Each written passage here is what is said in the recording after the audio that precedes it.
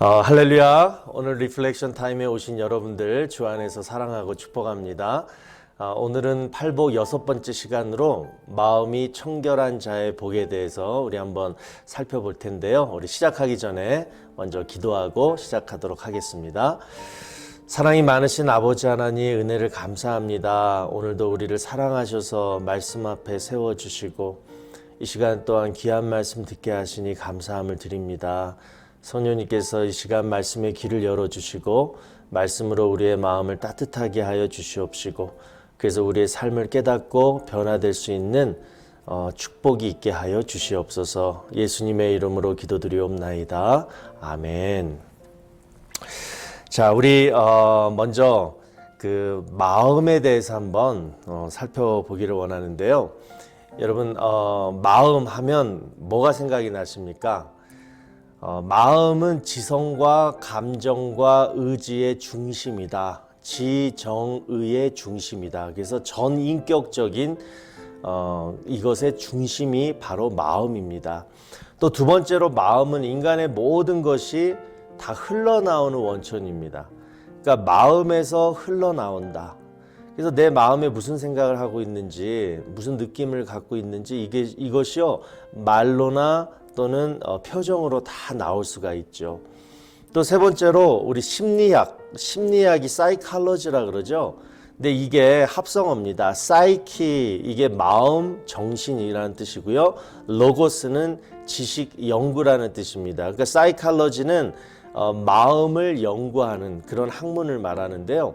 그런데 데살로니가전서 5장 23절을 보면 평강의 하나님이 친히 너희를 온전히 거룩하게 하시고 또 너희의 온 영과 혼과 몸이 우리 주 예수 그리스도께서 강림하실 때에 흠없게 보존되기를 원하노라. 자, 이 말씀 속에서 우리 인간을 삼중 구조로 표현하고 있습니다. 영과 혼과 몸을 갖고 있다라는 거예요. 그 중에서 혼이 바로 우리의 마음을 뜻합니다. 그래서 혼이 헬라어 푸시케라고 하는데요. 이게 영어로 사이키, 마인드, 그래서 마음이라고 얘기하고 있어요. 그러니까 성경에서도 우리의 마음을 지금 표현하고 있고 인정하고 있다라는 거죠. 자, 그런데 더욱더 우리가 좀 흥미로운 사실은 이런 마음을 하나님은 어떻게 보시는가에 대해서 한번 여러분 살펴보기를 원해요. 자, 하나님은 예레미야 17장에 보시면 만물보다 거짓되고 심히 부패한 것이 우리 마음이라고 표현하고 있습니다.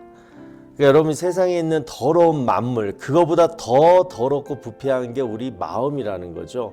더 구체적으로 얘기하면 마태복음 15장에는 그 마음에 뭐가 있느냐, 악한 생각, 살인, 간음, 음란, 도둑질, 거짓 증언, 비방, 이거 굉장히 안 좋은 것들이잖아요. 그런데 이게 우리 마음에 다 있다는 거예요. 설마 내 마음에는 이런 것들이 있는 건 알겠는데 정말 저 사람 마음에도 있다고? 있습니다, 여러분. 모든 인간의 마음에는 이런 악한 것들이 있다는 거예요. 그래서 이런 것들이 사람을 더럽게 하는 것이요, 씻지 않은 손으로 먹는 것은 사람을 더럽게 하지 못하느니라. 손 안 씻고 여러분 음식 먹으면 우리 어렸을 때 어머니한테 혼났잖아요. 병 걸린다고. 근데 그거보다 더 더러운 것들이 우리 마음에 있다라는 것입니다. 그리고 또 세 번째로는 잠언 4장에 모든 지킬 만한 것 중에 더욱 내 마음을 지키라. 왜? 생명의 근원이 이에서 남이니라. 여러분 우리 마음 구원도 뭐예요? 마음으로 믿어 입으로 시인하여 이렇게 나오잖아요. 그러니까 이 마음이 얼마나 중요한지 몰라요. 이 마음을 잘 지켜야지 구원도 받는 거고 이 땅에서 축복받는 거고 저주받지 않는 거고 이런 모든의 근원이 바로 우리 마음에 있다라는 것입니다.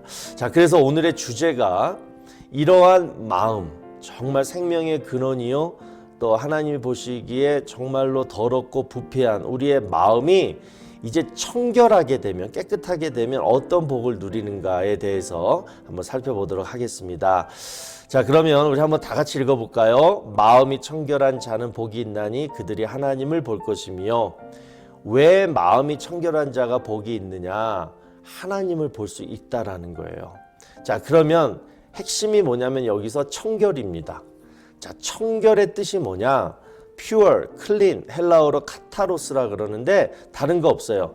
다른 어떤 것, 무엇과도 섞이지 않은 순수한 상태, 순결한 상태, 이게 바로 청결이라는 것입니다.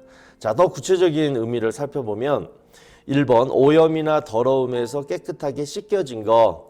여러분 깨끗하게 씻겨진 것, 오염된 것, 더러운 것, 먼지. 그래서 그림을 보시면 그 빨래한 거, 또 카워시, 이런 더러운 것을 이렇게 씻어버리잖아요. 이런 것을 청결된 상태라고 말할 수 있죠. 또 두 번째로 두 가지 이상이 혼합되지 않은 순수한 상태. 뭐 우유에다가 물에다가 우유를 탄다든가, 그렇게 혼합되지 않은, 성경의 레위기나 신명기를 봐도 이렇게 두 가지를 혼합시키는 것을 구약 시대에서는 용납하지 않았습니다. 또 세 번째는 마음이 갈라진 것을 의미해요. divided, 마음이 갈라져서 두 마음을 가진 사람, 이런 것도 청결하지 않은 상태를 얘기하는 거고요. 그래서 한 마음, 이것을 성실한 마음 또는 일편단심이라고 얘기하고 있죠. 또 네 번째는 위선이 없는 솔직한 마음, I'm open, 나는 솔직하다, 나는 위선이 없다. 이따 살펴보겠지만 하나님은 이 위선, 가식, 외식 이것을 굉장히 싫어하십니다. 솔직한 마음을 좋아해요.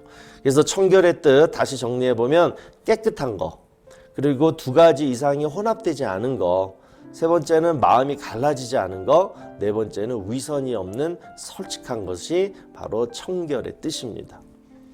자, 그러면 여러분 우리의 마음을 이렇게 더럽히는 불순물들, 이물질들이 뭐가 있을까요? 저는 한번 세 가지로 한번 생각해 봤는데요. 첫 번째는 의심입니다. 우리의 마음에 의심이 있으면 믿음 생활을 못하게 돼요. 또 구원도 못 받게 돼요. 더욱이 중요한 것은 기도가 안 돼요. 자, 야고보서 1장 6절 7절에 그 말씀을 하고 있죠. 오직 믿음으로 구하고 조금도 의심하지 말라. 의심하는 자는 마치 바람에 밀려 요동하는 바다 물결 같으니 이런 사람은 무엇이든지 주께 얻기를 생각하지 말라. 자, 우리 하나님은 믿음으로 기도하라고 했는데 믿음의 반대말이 의심이죠. 의심하면 늘 바람에 나부끼는, 요동치는 이 바다 물결같이 그냥 이것도 아니고 저것도 아니고 늘 그러고 산다라는 거예요. 성도일지라도, 또 신앙생활 오래 했다 할지라도. 그래서 우리에게 가장 정말 믿음 생활하는데 방해되는 불순물은 바로 의심이라는 거. 오늘 여러분 마음속에 있는 의심들이 다 없어지기를 축복합니다. 또 두 번째는 세상이에요. 세상. 이게 아마 가장 우리의 영혼을 더럽히는 불순물 중에 하나일 텐데요. 이 세상은 우리의 거룩한 삶을 해치는 불순물입니다. 경건생활을 방해하는 거예요. 경건생활이라는 건 뭐예요? 하나님 앞에 이렇게 가까이 나아가는 거, 그리고 하나님과 늘 동행하며 사는 거, 그래서 하나님하고 있는 게 너무 좋은 거, 이게 경건생활인데 요거를 못하게 하는 불순물이 바로 세상이라는 것입니다. 자, 그러면 세상은 뭐냐? 더 구체적으로 얘기하면 요한일서 2장에 자세히 나오죠. 한번 제가 읽어드릴게요. 이 세상이나 세상에 있는 것들을 사랑하지 말라. 누구든지 세상을 사랑하면 아버지의 사랑이 그 안에 있지 아니하니 이는 세상에 있는 모든 것이 육신의 정욕과 안목의 정욕과 이생의 자랑이니 다 아버지께로부터 온 것이 아니요 세상으로부터 온 것이니라. 자, 여러분 세상 하면 우리는 세 가지를 생각하게 됩니다. 첫 번째 육신의 정욕. 자, 다른 성경 번역을 보니까 육신의 욕망, 육체의 쾌락 이런 것들이 있잖아요. 이런 것들이 있으면 하나님 앞에 다가갈 수가 없다라는 거예요. 또 아버지의 사랑을 내가 느낄 수가 없게 만든다라는 거예요. 또 두 번째 안목의 자랑, 내 눈의 욕심, 내 눈이 보는 대로 쾌락을 쫓는 것.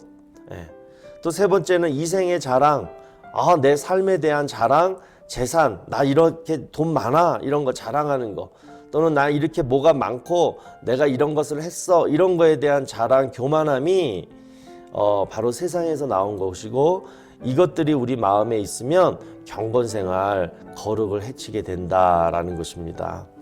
또 세 번째를 보니까 외식이에요.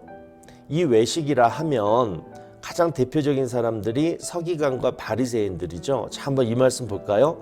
화 있을진저 외식하는 서기관들과 바리새인들이여 잔과 대접에 거친 깨끗이 하되 그 안에는 탐욕과 방탕으로 가득하게 하는도다. 눈먼 바리새인이여 너는 먼저 안을 깨끗이 하라. 그리하면 겉도 깨끗하리라. 화 있을진저 외식하는 서기관들과 바리새인들이여 회칠한 무덤 같으니 겉으로는 아름답게 보이나 그 안에는 죽은 사람의 뼈와 모든 더러운 것이 가득하도다. 자, 여러분, 우리가 외식을 하면요 은혜를 못 받아요. 자, 우리의 마음이 진실할 때 우리 하나님은 은혜를 베푸십니다.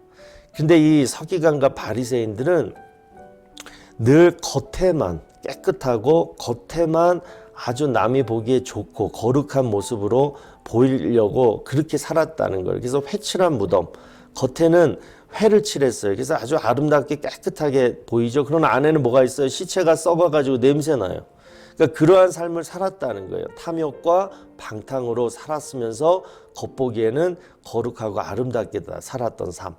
이게 외식인데요. 여러분, 하나님은 이 외식을 가장 싫어하십니다. 혹시 우리 마음 가운데, 우리의 삶 가운데 이 외식이 있다라면 오늘 이 시간 이 외식도 없어지기를 바랍니다. 자, 이렇게 우리가 세 가지 이런 불순물들이 우리 마음에 있어요. 자, 그런데 이런 것들을 어떻게 하면 청결해질 수 있는가? 자, 첫 번째는 구원입니다. 이게 가장 중요해요. 여러분, 목욕, 이것을 먼저 목욕이라고 저는 표현하고 싶은데요. 목욕을 한 사람은 나중에는 뭐예요? 그냥 발만 씻고 손만 씻으면 되는 거예요. 그런데 목욕 안 하고 늘 발만 씻고 손만 씻으면 어떻게 돼요? 냄새 나죠. 더럽죠. 위생이 안 좋죠. 그래서 가장 먼저는 구원입니다. 자, 구원이란 뭐냐? 우리가 예수 믿고 예수님을 구세주로 영접하는 거예요. 천국 백성 되는 거예요. 그래야지만 과거, 현재, 미래의 모든 죄가 다 깨끗하게 청결해집니다. 자, 그 말씀이 고린도후서 5장 17절. 그런즉 누구든지 그리스도 안에 있으면 새로운 피조물이라. 이전 것은 지나갔으니 보라 새 것이 되었도다. 바로 요 말씀이에요. 그리스도 안에 있으면, 이 말은 예수 그리스도를 믿으면 모든 죄가 다 사해짐으로 뭐가 돼요? 새로운 피조물이라. 그래서 이전 것, 옛날의 모든 죄 다 지나갔다. 그래서 보라 새 것이 됐다. 죄가 하나도 없는 우리 지난주 다 배웠던 그 의로운 하나님의 의가 우리의 영혼을 덮어줌으로 말미암아 하나님이 보실 때 새 것, 의롭게 되었다라는 거예요. 그래서 과거, 현재, 미래의 모든 죄로부터 청결해지는 방법은 예수 믿으세요. 예수 믿으시고 하나님의 자녀가 되면 되는 것입니다. 자, 그 다음에 이제 두 번째, 세 번째, 네 번째가 나오는데, 두 번째, 세 번째는 이제 예방이에요. 뭐냐면 구원받은 하나님의 자녀, 성도들이 그리고 나서 어떻게 돼요? 죄를 안 지면 좋겠는데 늘 또 죄를 짓거든요.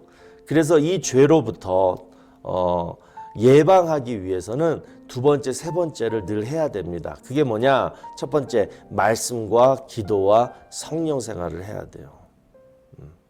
자, 볼까요? 시편 119편에 나의 발걸음을 주의 말씀에 굳게 세우시고 어떤 죄악도 나를 주관하지 못하게 하소서.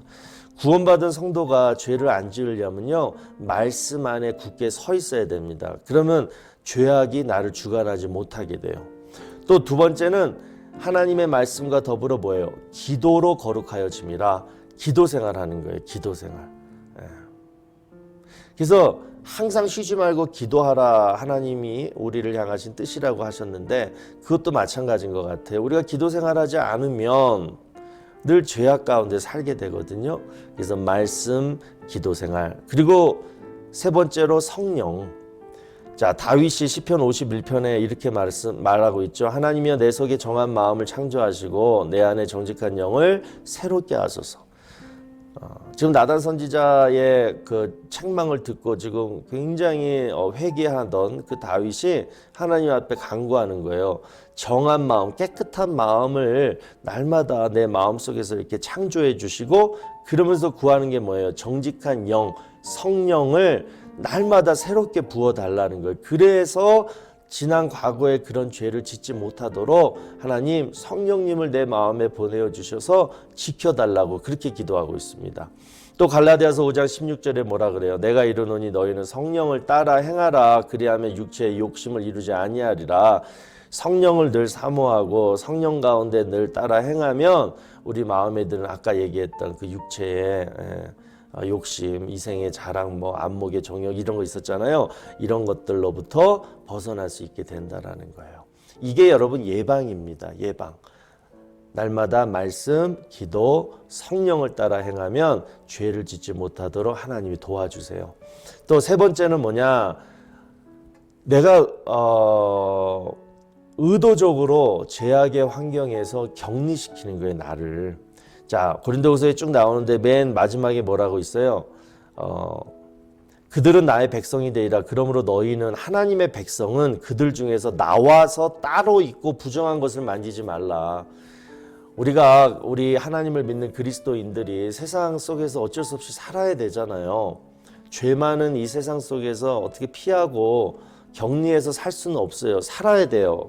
거기서 돈도 벌어야 되고 또 인간관계도 해야 되고. 그러나 여기서 내가 나를 따로 격리시켜서 부정한 것을 만지지 말라. 이 말씀은 뭐예요? 범죄를 유도하는, 범죄케 만드는, 하나님 앞에 죄를 짓게 만드는 그 현장을 가지 말라. 그 현장에서 따로 구별하여 있어라. 이 얘기를 하는 거예요. 우리가 한동안 그 stay at home 해가지고 집에만 막 있을 때 있었잖아요. 1단계 때. 그리고 손님들도 안 만나고 사람들도 안 만나고 막 그랬잖아요. 여러분 그때 어떠셨어요?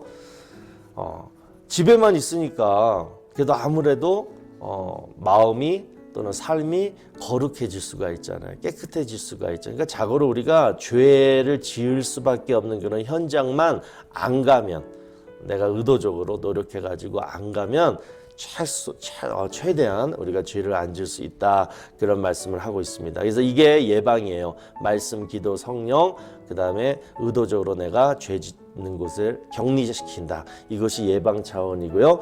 그 다음에 하나님께 죄를 자복하고 회개하는 것은 치료책입니다.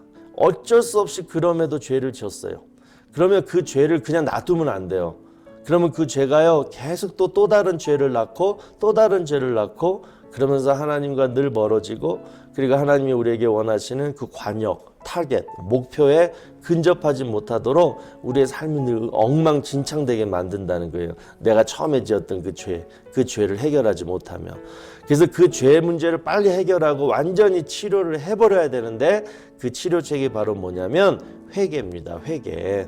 그래서 요한일서 1장 9절에 만일 우리가 우리 죄를 자백하면, 회개하면 하나님은 미쁘시고 의로우사 우리 죄를 다 사해 주시고 우리의 모든 불의에서 깨끗하게 하신다. 더 이상 진척되지 아니하도록, 바이러스가 더 이상 틈타가지고 더 크나큰 병을 만들지 못하도록 치료약으로 우리가 할 수 있는 건 바로 뭐다? 회개. 하나님 앞에 내 죄를 자백하는 것. 자, 이렇게 하면 어떻게 해요? 청결해질 수가 있다라는 거예요.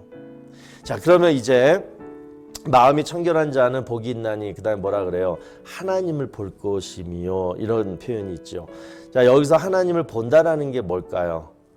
오늘 강의 중에서 우리가 좀 더 많이 묵상할 내용이 바로 이거 같아요. 하나님을 본다. 여러분 하나님을 보셨습니까? 아니요. 다들 그럴 거예요. 아니요. 그러면 하나님을 본다라는 의미가 뭐예요? 다 그렇게 얘기하는데, 일단 먼저 육체적으로 내가 내 육체의 눈으로 하나님을 보는 것은 없어요. 출애굽기 33장이 분명히 얘기하죠. 하나님이 말씀하시는 거예요. 네가 내 얼굴을 보지 못하리니 나를 보고 살 자가 없음이니라. 하나님을 진짜 본 사람은 그 사람은 죽어요. 살 수가 없어요. 그러나 언제 볼 수가 있어요? 예수님이 재림하셨을 때 마지막 날에, 그때는 얼굴과 얼굴을 볼 것이며, 그리고 주께서 나를 아심같이 내가 하나님을 온전히 알게 된다. 이 얘기는 온전히 완벽하게 하나님을 볼 수가 있게 된다라는 거예요. 그러니까 그 전까지는 우리가 육체적으로 하나님의 얼굴을 볼 수가 없다라는 거 여러분 분명히 아시고요.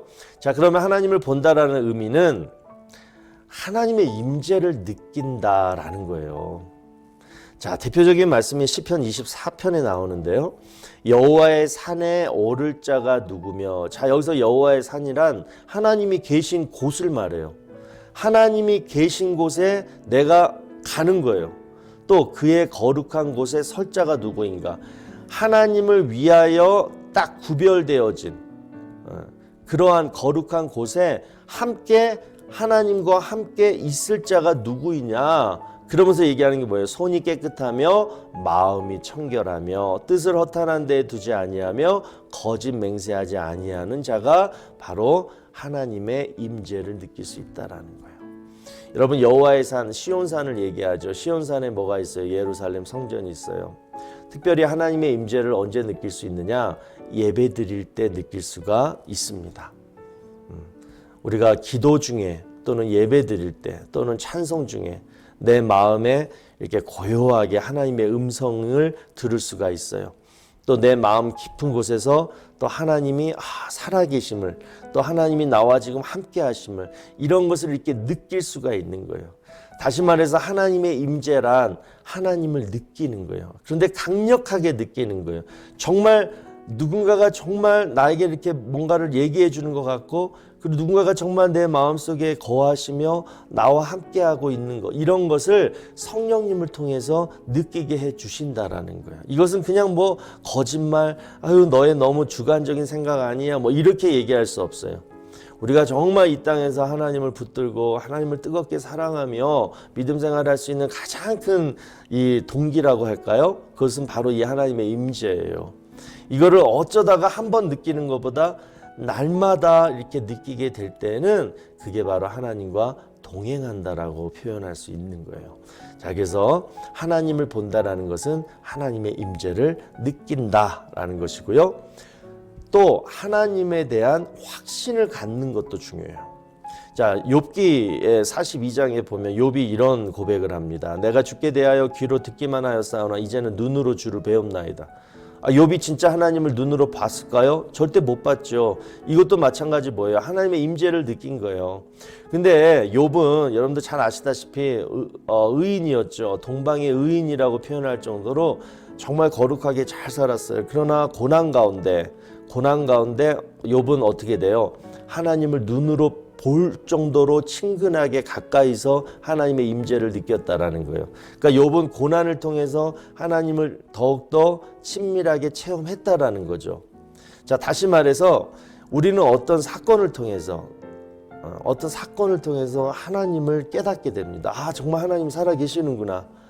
또 어떤 내가 고난 가운데, 또 어떤 문제 가운데 내가 정말 하나님을 의지하고 또 계속 기도하면서 하나님 말씀을 묵상하면서, 그러면서 하나님 나를 어떻게 인도해 주세요, 하나님 도와주세요, 이런 가운데 하나님이 어떻게 인도해 주시는 그 과정 속에서 우리의 마음이 어떻게 되냐면 하나님 정말 살아 계시는구나, 하나님은 진짜 나와 함께 하시는구나, 하나님이 이렇게 해주셨어, 이러한 확신, 정말 하나님은 정말 나를 사랑하셔, 이런 주관적인 확신이 들 때 바로 내가 하나님을 봤다, 내가 눈으로 하나님을 봤다라고 우리는 표현할 수가 있게 되는 것입니다.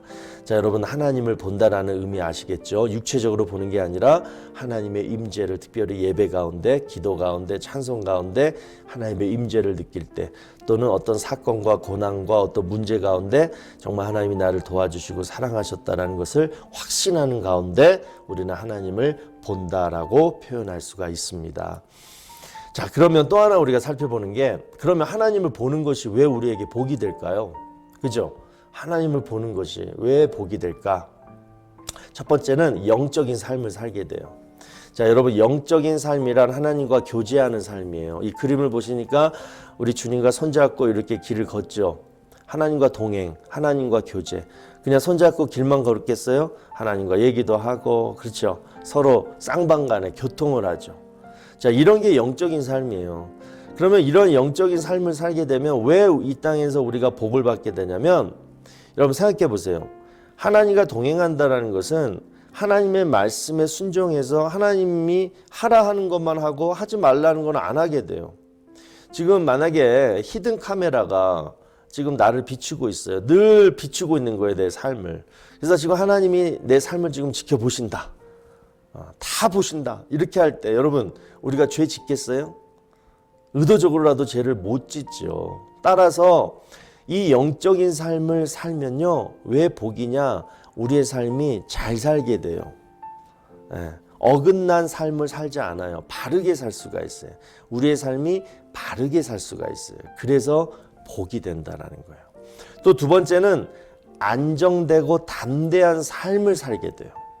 자, 이게 무슨 말이냐? 자, 요 그림을 보니까 이게 무슨 그림 같아요? 대머리도 있고 어떤 젊은 사람도 있고 뒤에 보니까 말들도 있는데 이게 바로 그 엘리사 얘기예요. 엘리사 사환. 엘리사 사환이 아침에 일찍 일어나 보니까 아람 군대가 자기 집을 막 둘러 에워싸고 있잖아요. 무서워서 스승인 엘리사한테 묻죠. 어떻게 할까요? 그럴 때 엘리사가 뭐라 그래요? 불말과 불병거. 하나님의 천군 천사가 그보다 더 많은 숫자가 저들을 에워싸고 있다. 이러면서 엘리사는 기도를 통해서 어떻게 돼요? 하나님을 보게 되죠. 그럴 때 담대한 마음을 품게 됩니다. 뭐 이런 경우가 많아요. 또 그 사울 왕, 그 사울 왕 얘기 중에 이런 얘기도 있죠. 그 블레셋 군사가 쳐들어오니까 너무나 두렵고 불안해서 누굴 찾아가냐면 신접한 여인을 찾아가요. 그러니까 사울 왕이 여러분 하나님의 기름 부음 받은 왕이 그 신접한 여인 그 무당이나 찾아가가지고 그랬던 이유가 뭐겠어요? 잠이 안 오는 거예요. 귀신 들리고 막 불면증에 시달리고 막 그렇게 인생이 막 힘들어진 거예요. 두려움 때문에. 그러니까 여러분 그러한 가운데에 우리가 정말 안정되고 담대한 삶을 살려면요 하나님을 진짜 내가 느껴야 된다라는 거예요. 하나님의 보호하심을. 그 사도 바울도 그랬잖아요. 로마로 가는 길에 유라굴로 광풍이 그 배 안에서 막 일어나 가지고 그래서 어떻게 됩니까? 275명이 막 다 두려워 떠는데 그때 사도 바울이 뭐라 그래요? 담대하라. 하나님 우리와 함께 하신다고 어젯밤에 나에게 말씀하셨다. 사도 바울은 하나님을 본 거예요. 지난밤에 꿈속에서. 하나님의 음성을 들은 거예요. 그럴 때 어떻게 돼요? 담대하게 된다라는 거예요. 그래서 여러분 요즘의 삶이 우리를 불안하게 만들고 두렵게 하고 또 우리의 삶 자체가 그런 고난의 연속이지만 날마다 내 마음이 청결함으로 하나님을 볼 수 있다라면 우리는 언제든지 담대하고 믿음 가운데 살 수 있게 될 줄로 믿습니다. 그러한 평안을 여러분 누리게 되시기를 바랍니다. 또 세 번째는 저는 이게 참 중요한 것 같아요. 내가 지금 잘 걸어가고 있는가? 내 인생을 잘 살고 있는가?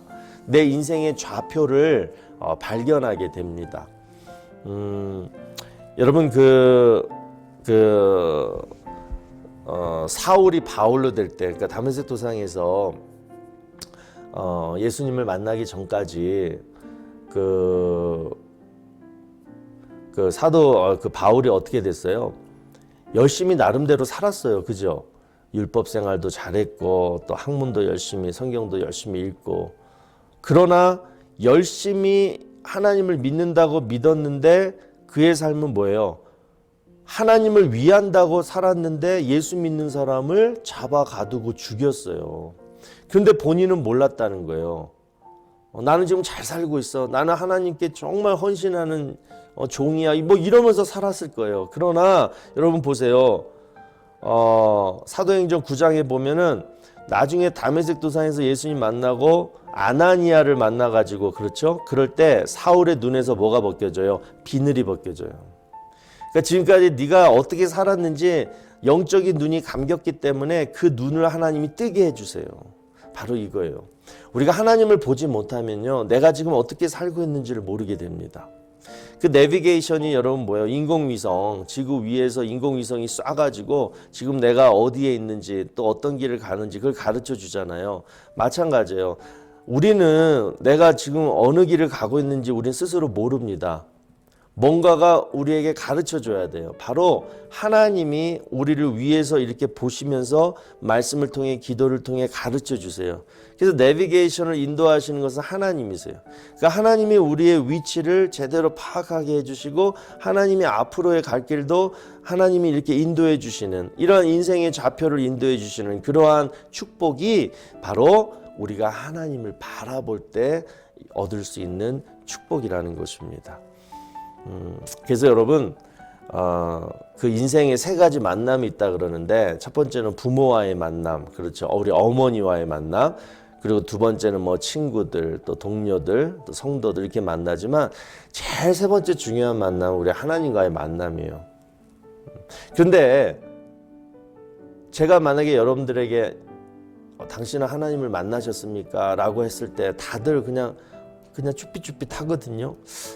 그 만났다라는 의미가 뭔가, 내가 예수님을 믿을 때, 그때 예수님을 내 마음에 영접할 때 그때를 만났다라고 얘기하는 건가? 물론 그렇죠. 그것은 첫 만남이에요. 첫사랑, 첫 만남인데 가장 중요한 만남은 날마다의 만남인 줄로 믿습니다. 여러분 오늘 하루도 하나님을 만나셔야 돼요. 이 얘기는 하나님을 보셔야 돼요.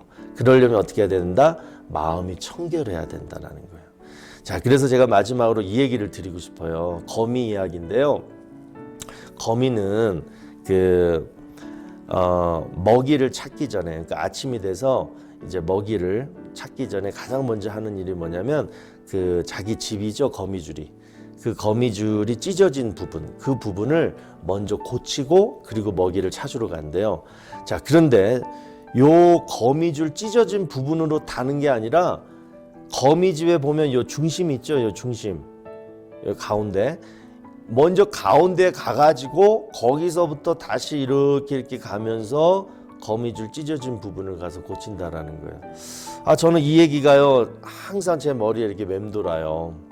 뭐냐면 내 인생에 찢어진 줄이 있잖아요. 우리가 살다 보면 어느 부분이 지금 문제가 있잖아요. 그럴 때 우리가 아침에 일어나서 가장 먼저 해야 되는 일은 내 인생의 먼저 중심, 그것은 바로 우리의 마음입니다. 내 마음으로부터 돌아가셔서 내 마음의 중심을 살피는 거예요. 어떤 무엇이, 어떤 문제가, 그래서 바로 그곳으로 가지 말고 아침에 일어나셔서 먼저 여러분의 마음 중심을 살피시고 그곳을 어떻게 하라? 청소하라. 청결케 하라. 그래서 거기서부터 시작이 되면 여러분의 인생에 찢어진 줄, 그곳까지 여러분들이 다시 이렇게 하나님의 은혜로 말미암아, 하나님이 주시는 축복으로 말미암아 다시 리페어가 될 줄로 믿습니다. 그래서 날마다 마음을 청결하는 일에 가장 힘쓰시는 저와 여러분 되기를 바랍니다. 자, 오늘은 우리 찬양을 제가 이거를 선택했어요. 천국 무도회라는 찬양인데요. 이 찬양이 얼마나 밝고 신나는지 몰라요. 내가 주의 말씀에 이끌리어 주 안으로 계속 들어가다 보면 볼 수가 있대요. 뭘 보냐면 내가 천국에 들어가서 천국의 삶을 볼 수가 있대요. 그 천국의 삶은 뭐냐? 천국에 있는 사람들과 막 춤을 추는 거예요. 그것을 내 눈으로 보는 거예요. 여러분 한번 이 찬양 가사 이렇게 보시면서 한번 즐겁게 흥겹게 이렇게 은혜를 받으시면서 오늘 말씀 마쳤으면 좋겠습니다.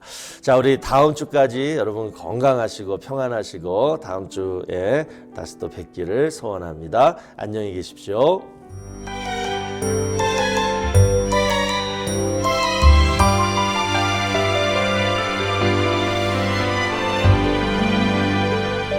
주의 말씀 더 안으로 더 안으로 더 안으로 천국 문은 열려있네. 볼 수 있네. 걸을 수 있네. 주의 말씀 더 안으로 더 안으로 더 안으로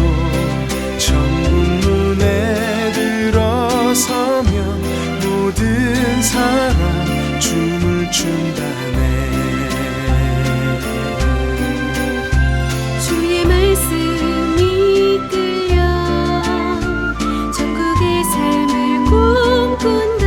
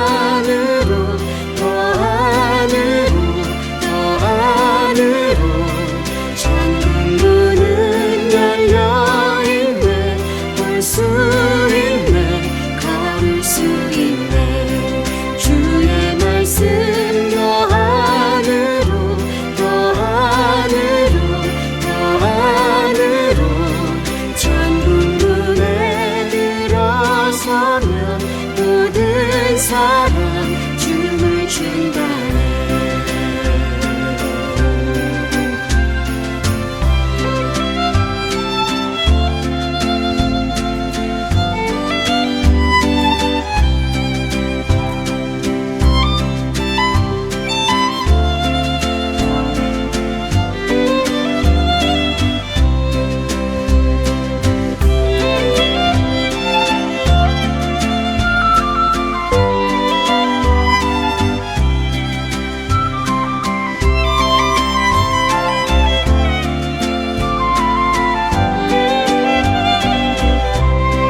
주의 말씀 더하늘로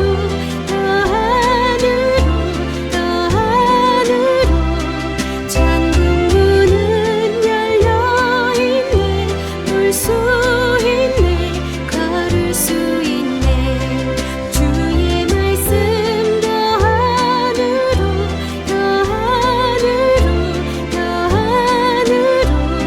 천국 문에 들어서면 모든 사람 춤을 춘다네.